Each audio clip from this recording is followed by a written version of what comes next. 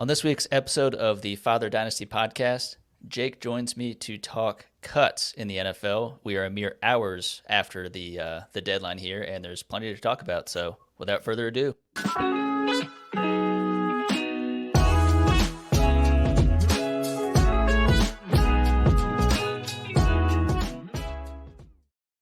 what is up, everybody? Welcome to yet another episode of the Father Dynasty Podcast. I'm your fatherly host, Chew, here in the manhole, here to talk fatherhood, fantasy football, and everything in between. And with me today is a very special guest. He shares namesake with the Dallas Cowboys tight end that I traded him in Dynasty a mere 2-3 days ago. You can follow him on Twitter at Jacob_Ridgway. Jake, how you doing, buddy? Doing awesome. You know, this is like a holiday. I don't want to say Christmas, but this is like a holiday for fantasy football players, especially in Dynasty. You look at this and you say, well, that's kind of sick. Well, it is, because we are literally celebrating, waiting with anxious anticipation who is going to be cut and let on Cut Down Tuesday. Yeah, it is truly, even I guess in the coming, like the week leading up to it, there's like some cuts here and there, but Of course the juiciest cuts are, the ones in the final days you're waiting to see, between the two Cowboys running backs who's going to get cut. There's a lot of depth charts where it's interesting to see.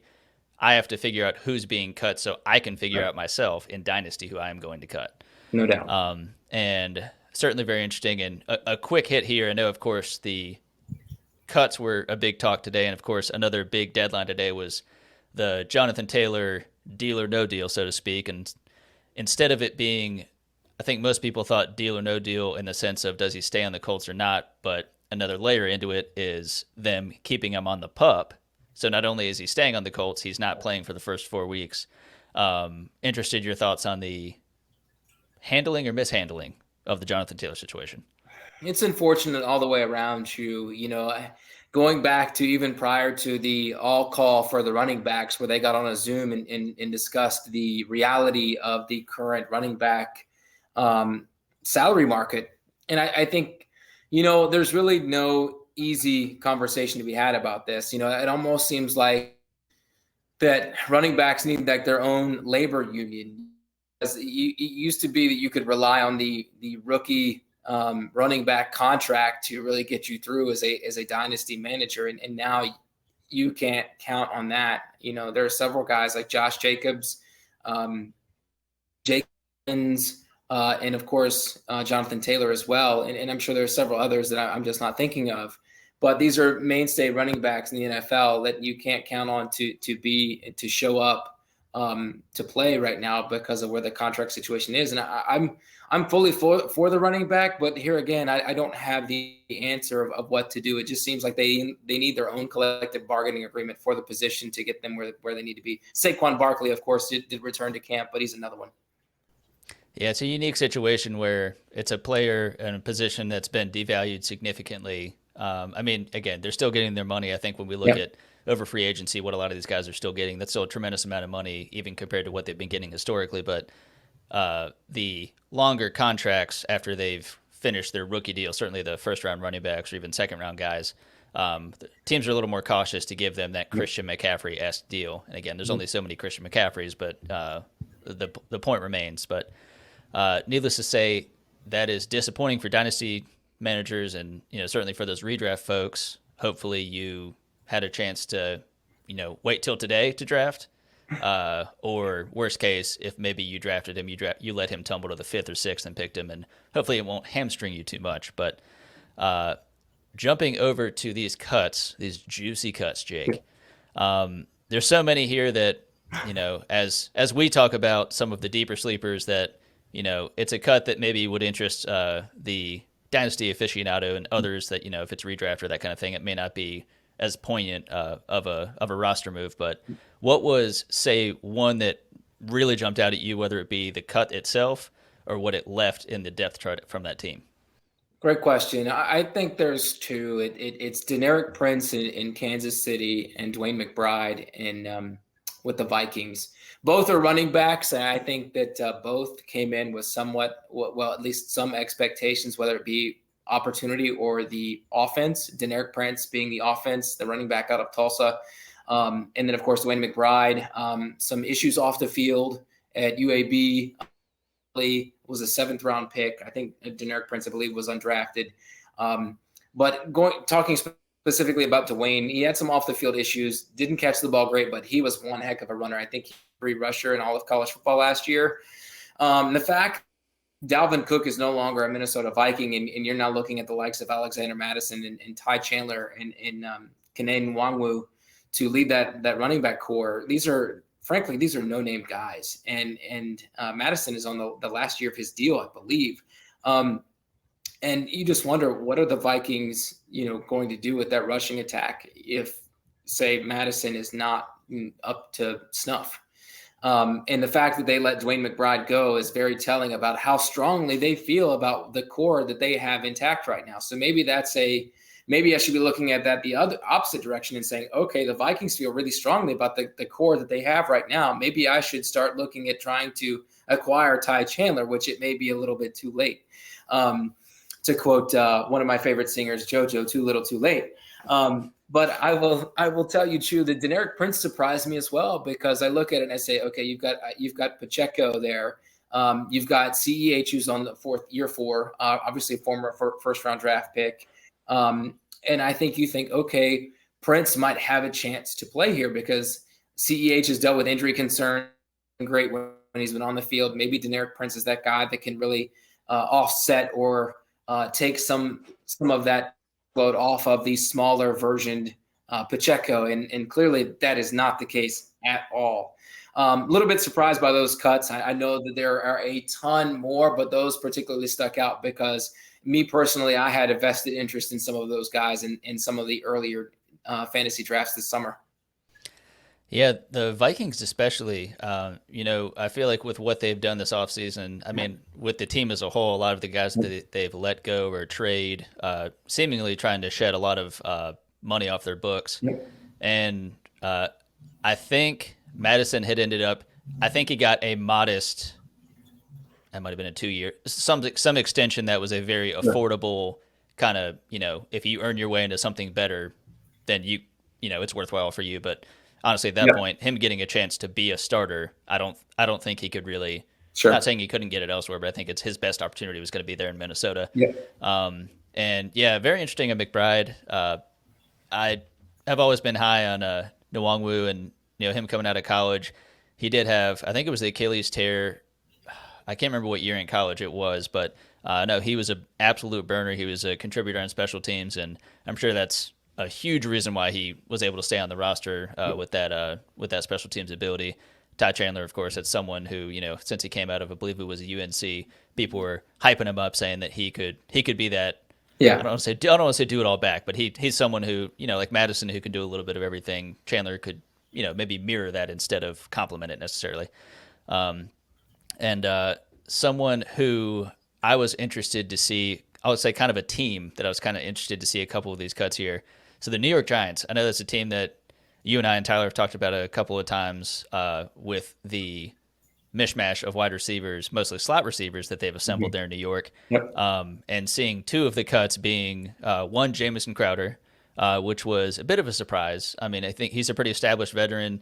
I didn't think he was necessarily on his last leg in terms of his career when I look at some of the other slot guys they got. But Cole Beasley was another one that had gotten released. I was less surprised about that with how it went last year for him when he was getting the NFL and didn't really seem to work out too well. But it looked like the big news with the Jamison Crowder cut was that Wan'Dale Robinson is going to be off the pup and is going to be supposedly ready to roll for the season.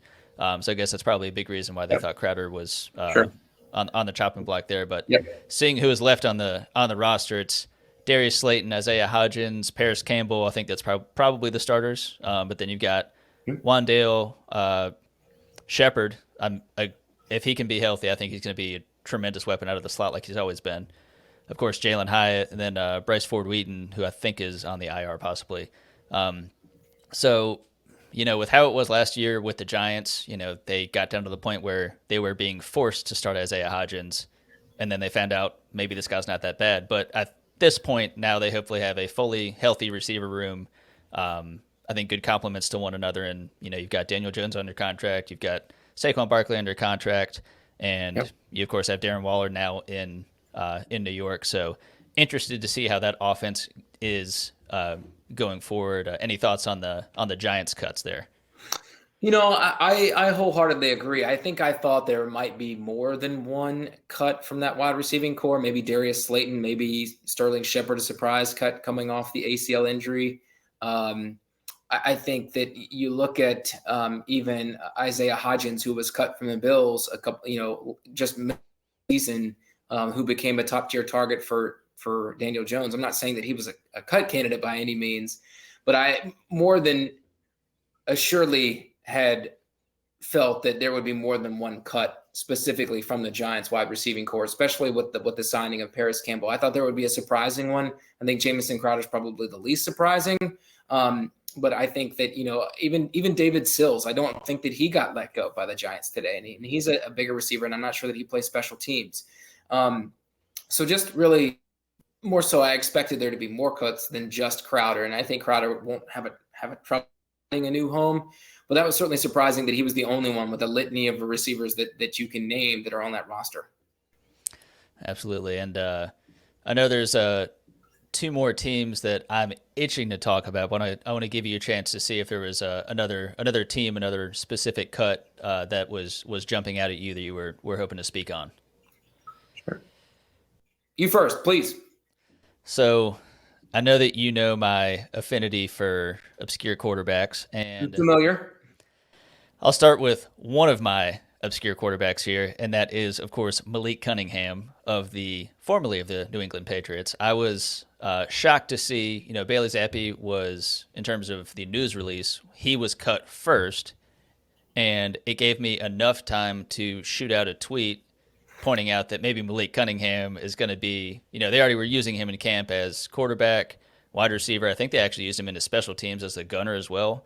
I was really getting some Edelman vibes as the quarterback turned wide receiver. They were not thinking that, obviously. He seems like one who could truly come back on the practice squad, but the fact that both Bailey Zappe and Malik Cunningham were released, Mac Jones is the only quarterback that remains on the roster. And I think that's shocking. Not even if you believe in Mac Jones, you think he's the guy, that's fine. With what you saw with the San Francisco 49ers last year in the playoffs, that's the reason they created the rule change this year, I think, of allowing teams to carry a third quarterback. There's some wiggle room with the active roster, that kind of thing, but specifically for that reason, so teams are not left to start Josh Johnson and hope for the best. No offense to Josh Johnson, but Jake, thoughts on the New England Patriots barren quarterback room? I feel like the Patriots always surprise roster decisions. It's just par for the course. I mean, they've cut many a name brand over the years, and I think this just kind of falls in line where they're not concerned. And maybe maybe it was the Colt McCoy release, maybe it was the Kellen Mond re-release from the Cleveland Browns. Really, we'll be signing somebody in the next 24 to 48 hours. It's surprising, Chew, because Bailey Zappe was playing NFL football last year to the extent where there was a quarterback controversy. What went on that he is now a droppable player on an NFL roster? And the only roster that would happen is the New England Patriots, because Belichick is just so unique in how he approaches a roster. But Mac Jones did not look great last year. He really regressed, and you can call it, okay, is it the play caller with Matt Patricia? And now that's changed, maybe that is the case. I don't know, but I'm very surprised that this is the landscape that they're not only in. There was going to be a team in the NFL that was going to do this. It would 100% be the Patriots. So I'm anxious to see who they sign in the next 24 to 48 hours. I was not a personal believer in Malik Cunningham, who's going to be 25 years old later this year. I could see how he ends up making a practice squad. Maybe they bring him back. He doesn't make any sense whatsoever. So unless he looked really poorly, and this one just doesn't check out. And it just tells you maybe they've got the utmost confidence that Mac Jones is going to be a stellar quarterback and potentially an all-pro player this year, which is different than what we saw last year. But if there's remnants of what he was his rookie year, I'd be a buyer. And Chu, I just want to mention really quickly, somewhat off topic, that this is a unique day for fantasy football, because never in fantasy or the NFL has there ever been a situation to where we're cutting virtually everyone. We're going from 90 to 53 in a day. And some teams have made some cuts prior to this. Colt McCoy is a great example. Our boy Anthony Schwartz from the Cleveland Browns cut a little bit early. A couple of others have been cut. Just Jarrett Patterson, the show, cut early. Maybe it's so they can find new homes. But the point being is they're largely going from 90 to 53 today. That's never happened before. There used to be tiers of cut downs, and that's no longer the case. I mean, this is all happening on one day. So there is so much to unpack with this day. But to your point, back to the Patriots, Bailey is certainly probably a top 3 to 5 cut personality, if you will, that you want to digest today and figure out, okay, let's sort of unearth what exactly happened here, how we got here, and is he going to go to a roster where maybe he gets some playing time sometime, whether it's, call it Atlanta or Washington, where these are teams that have backup quarterbacks, and Heineke and NC State guy, what's it? Brissett. Thank you. But they're by no means solidified. So I could easily see him, challenging one of these other quarterbacks for the backup role, which it could have fantasy implications. Yeah, that was a true head scratcher in New England. And, who's to say? I know every year the thought is just, believe in Belichick with no matter what he does with the team. The thought is that, it doesn't matter what kind of contracts these guys are on. It doesn't matter the number of quote unquote superstars are on, or the offensive weapons are available. The thought is that he's going to likely field a competent team that won't finish last in the division, even though they may not make the playoffs. Mm-hmm. And I guess the hope is that, the Matt Patricia as OC never made any sense to me, but I think this is kind of turning it on its head in a very positive way to have Bill O'Brien come in. I think Bill O'Brien more specifically is pretty well suited for the role that he's in now as the OC. And no offense to him as a head coach, but it seemed like him as an OC was much more prosperous than it was as a head coach. Yeah. But Jake, who is your next player, next team, next group to talk on? Yeah, I've got a list here too that I want to talk, and I'll be quick with these. I think you look at Melvin Gordon from the Ravens, who was an offseason signee. Largely was, signed a deal in which case there's no guaranteed money. Surprised that he still got cut. I know he's 30 years old and he's a backup running back for the Ravens at this point, not the Melvin Gordon of yesteryear. But the fact that really we're talking about J.K. Dobbins, who's missed a lot of camp with a quote-unquote injury, true or false. I don't know that you can truly rely on Gus Edwards on an every down basis if J.K.'s still having ACL issues. So that was a little bit surprising. I won't lie. Really quickly, former third-round pick out of Ohio State, Trey Sermon, could not make the roster for the Philadelphia Eagles. Originally with the Niners, moved over to the Eagles, couldn't make the roster in year 3. Another year 4 player, I believe, in Anthony Schwartz. We briefly discussed earlier. Couldn't make the roster, couldn't finish the rookie contract, he's a speedster, former track star at Auburn, couldn't really make it work for the Browns. And really quickly, Chew, I'm going to ask a rhetorical question here. What the hell are the Cardinals doing at their quarterback situation? They let go of not only Colt McCoy the other day, they let go of Jeff Driscoll and David Blau. So who's on the roster? I mean, we've got Josh Dobbs. I just don't understand what they're doing there. And he got there 36 hours ago. Really quickly, Max Duggan from TCU played in a national championship. Oh, how the mighty have fallen. Had another year of school. Gets drafted in the 7th round by the Chargers, and now he doesn't have a home. Myles Gaskin was a little bit surprising. I know they drafted A-Chain. They've got Jeff Wilson. Raheem Mostert is ageless, former track star at Purdue. But somebody had to go from there. I thought it would be the other Washington running back. Salvin Ahmed. Yeah, Ahmed. Yeah, I thought it would be him, but it turns out to be Gaskin. So I'm anxious to see if he lands anywhere that makes any sense. And then really quickly, 2 others that I think that really caught my eye were let me pull up my list here. Oh, Brian Edwards was another one from the Saints, former 3rd-round pick out of South Carolina. And then they let go of James Washington. James Washington went from signing a $10 million 1-year deal with the Dallas Cowboys last to now he can't make an NFL roster. And that's just very interesting. So, Chew, I know that was a lot of word vomit, but this is a word vomit episode because that's what today was. We talked about that, So I think those were really, if I talked about Deneric Prince earlier, as well as Dewayne McBride, but these were some others that I think really caught my eye as, whoa, either bad decisions on the person's part for coming out of school, or not the fantasy stars that I think that these guys we thought they once were.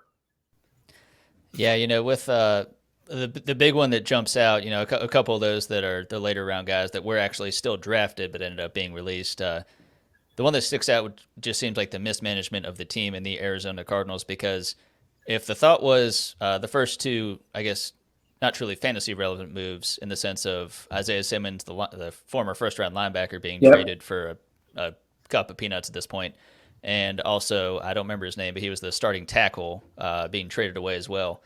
Both of those guys gone for nothing better than a fifth and a seventh, I want to say. And I'm sure maybe the thought was they were not going to extend them, and maybe they thought they couldn't afford them. So they would rather get out a year early and not pay them. But I'm shocked to think that they could not have gotten a better pick or group of picks than that. But very much to your point, when I saw some of those things happening, I was thinking, okay, well, I mean, they're just going to tank. I was looking at their projected win totals, and it's at 4.5, the lowest in the NFL. It might be 4, if I'm being honest. I think this team is truly being stripped down to not succeed. And I know when people talk about tanking, as much as tanking can be kind of, I guess, orchestrated by the owner, the GM, that sort of thing, the coach's job is on the line. Like, in no way is he going to actively try and lose. The players that are playing likely for incentives and roster bonuses and that sort of thing, it does not behoove them to actively lose and play poorly. But man, are they being put in a tough spot between Josh Dobbs and Clayton Tune, and I have to think they hire or bring in somebody else for depth. But like you said, they basically let everyone else go. So I really don't know what they're doing there. Yeah, they may very well march to the tune of a winless season. There you go. Cut that out. That was awful. Please. I'm keeping it in. Edit that out. And one, I'll run through a couple of my not so shining stars, as I guess we would call them, but one I'm interested in.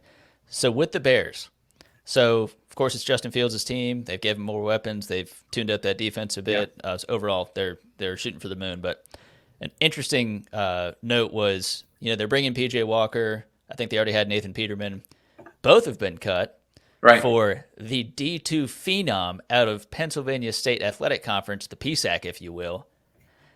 And I am so excited for Tyson Bagent to be able to get a chance to I think when you look at someone like Fields, whenever you have that quarterback that is mobile, it oftentimes does help to have the backup quarterback. You're not having to completely change the play calling on what they're doing. I'm not saying Tyson is one-to-one comparison, but I think he's someone who showed out pretty well. I think when you think of someone who's a D2 player, again, I know how well he did in D2, but people talk about the jump, not only if he had to go to D1, let alone going to the NFL as an undrafted quarterback.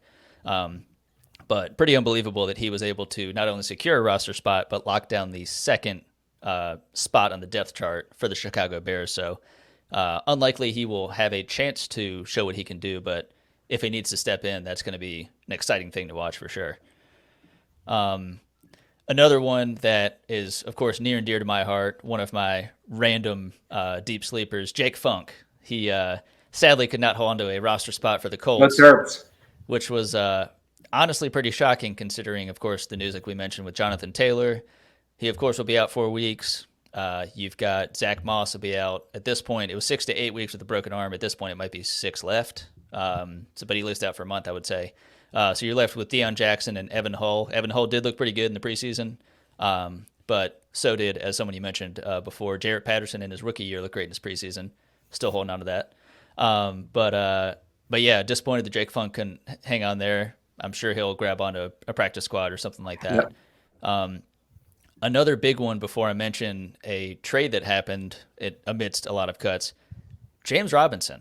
So, it's Saquon's team. It's his backfield. I don't think anyone thought that was going to be changed. But Saquon, signed his 1 year deal, so he's there. You've got mcbride, I think a pretty underrated depth piece, still there. You got Gary Brightwell. You've got Eric Gray was drafted. James Robinson was added the latest of anyone in that backfield. Yep. So I guess the thought was, the chips were maybe stacked against him to actually make the roster. Yep. But disappointing to look back and think that, in his rookie season, he finishes as the RB7 in PPR. In his second season, that was, of course, Etienne was drafted, but he was out for the year with an injury. And then Robinson had another strong season.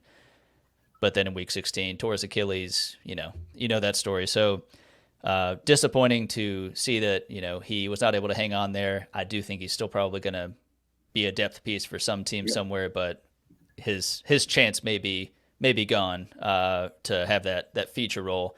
And the last one I was going to mention, so a series of cuts that are not terribly notable, but a trade after this that is incredibly notable, specifically for you, Jake, as I know you have an affinity for this player. So Dan Arnold and Tyree Jackson, both tight ends. Yes, Tyree Jackson was the monstrous quarterback out of Buffalo that transitioned into a tight end. But go Bulls! All right. 6'7" of him. Yeah, buddy. Both cut from the tight end room and left with Jack Stoll and Grant Calcaterra, studs, behind Dallas Goedert. But before Albert O was officially released, they went ahead and Philadelphia traded for him. So I think that is a tremendous chance for him to have a bit of a resurgence in his career. I know he had a very good final week in last season. And, for those people that have been holding on to, when that potential is going to be realized, it was good to see that. And honestly, it's great to see him. Sean Payton clearly, he brought in his Adam Troutman. So I think Payton clearly knows what he wants to do and who he wants to use. So the fact that Alberto gets a chance to, he could have been released and then possibly signed, but the fact that the Eagles valued him enough to not let that happen and maybe let him slip away. I know back in the day it was Ertz and Goddard, and then Goddard has now, he is the head honcho there, but I do not think that Stahl or Calcaterra are going to be the receiving threats behind Goddard. So Alberto getting a chance to totally redeem himself, and very much looking forward to that. Jake, any thoughts on those studs that I just talked about? I think it's Albert O. I don't understand, because in the fantasy, anytime Albert O has been on the field, and he's looked really good. And granted, we're looking at it from a pass catching perspective. But you look at the Broncos and you say, what did Nathaniel Hackett see? What does Sean Payton now see, where they felt like Greg Dulcich was above and beyond? I know, obviously, Payton loves Adam Troutman from his days with the Saints, but I just never understood what is Albert Okwuegbunam, affectionately known as Albert O, what is he doing in practice that is not working out to not getting him on the field? Because last year he was losing snaps consistently throughout the year to Greg Dulcich, when all he did was perform when he was on the field. I mean, even this past preseason game, which I think you referenced, he was really he had like 80 some yards off 5 or 6 catches, I think. So he really showed out about making the roster, and yet Sean Payton had absolutely zero interest in keeping him. I just don't understand. Maybe it's something that I'm missing about his ability to block or lack thereof, but he's a tremendous pass catching option. I think it's an ultimate get for the Eagles in terms of that second option. It's interesting that you bring up the combo there. That would be an interesting 1-2 punch for the Eagles. They've got so many assets and weapons. The league does not want to see them get any more. They really don't. And the hope is that the Albertos, all these people that have been able to retain a roster spot, hopefully they can seize those. And any of these guys that have since been released, likely will catch on to either that same team's practice squad, could ultimately even be, I guess, signed to another team's practice squad. So we'll see how it shakes out. Anyone that was cut at this point, it's only the deeper Dynasty League and Dynasty rosters that are really eyeing these guys to pick them up and see if they end up getting that opportunity through injury and that sort of thing. So we'll be keeping a close eye on that. But, Jake, I sincerely appreciate you coming on and talking some juicy cuts. And, of course, you get the final word yourself. You got a quote, you got a shout-out, anything like that. So I'm here for it. I think I really feel like today was a lot of spaghetti and meatballs, Chew. Like there wasn't a lot of like consistency. It was just a lot of news throughout the day. I feel like there wasn't that breathtaking name that got let go today. So you were kind of holding your breath and saying, okay, is somebody really going to be eyes cut of the day? And for the most part, it was relatively consistent. And as news broke throughout the day, with Albert O being one of the bigger names to be let go, I think, or traded for that matter. Colt McCoy was obviously let go a couple of days earlier. So I think that I'm just like, I want to take the rest of the evening to digest you and really understand what was cut and how this impacts fantasy, because we're doing this sort of like to digest and to understand what happened today. But I mean, it was an awesome day. And I think I just need a couple let the dust settle and say, okay, this is what I'm thinking now that, I've got a couple of dynasty rosters where I now and look at what's the impact to Dewayne McBride, because I had a couple of shares.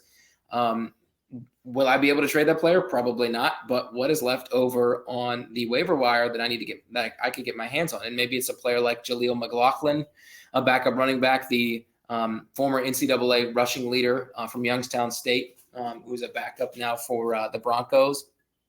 I think you just have to start to assess it. Okay, if a player was cut, what potential impact could he have on his new team? Probably not a lot if we're honest with ourselves, And so I think you need to start looking at, okay, who did make a roster? Circa Deuce Vaughn. A lot of hype about him in the preseason. Okay, maybe it's time to start taking players like him seriously. And I think that's really what I want to dive into tonight in the next few days before we hit our first kickoff next Thursday night is, what. Let the dust settle, see what we have here, and try to accelerate into the 7th when our first game happens. That way we're clicking on all cylinders when we get there.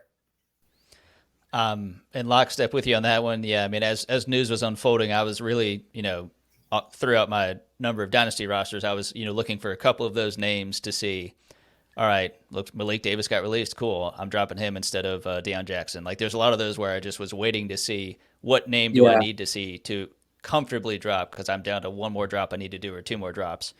But yeah, like you're saying, even with these cuts being done as of today, as of 4 p.m. today, we still do have, a week and 2 days until the NFL season starts. We know injuries are going to happen throughout the season. We of course have practice squads to fill out. So there's going to be opportunities for some of these guys, even that got cut. Is it meaningful from a dynasty perspective? We don't know. There's always, I think dynasty specifically, the size of rosters, even if it's a 10 team, maybe, you like to have them big enough to where you can make it, worthwhile to have one or two just absolute dart throws, because it makes it tremendously more interesting than if it's a redraft, a No doubt. team, pretty shallow benches. So we'll keep holding on to that hope, Jake, and I sincerely appreciate you coming on, and we'll be talking dynasty, no doubt.